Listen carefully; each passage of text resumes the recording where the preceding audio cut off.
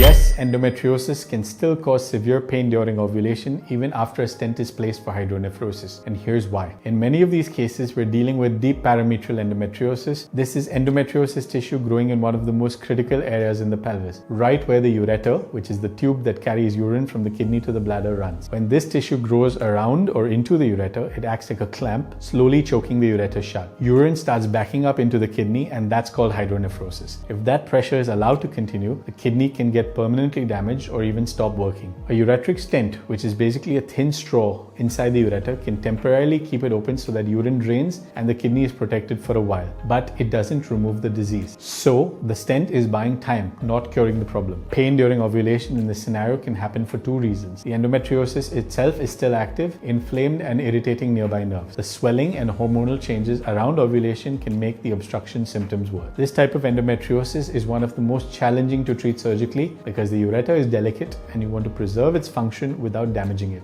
That's why it's so important to be operated on by a specialist excision surgeon who is comfortable dissecting the ureter free from disease, ideally without removing it. In our own practice, we've been able to save the kidney in over 80% of cases like this. Nephrectomy, which means removing the kidney, is very rare when it's caught in time and treated correctly. If you have a stent for endometriosis-related hydronephrosis and you're still having severe pain, don't ignore it or assume the stent is the solution. The real fix is in removing the disease while protecting the ureter and the kidney. Share this with someone whose kidney might be at risk from endometriosis. Early surgery can mean the difference between saving it or losing it.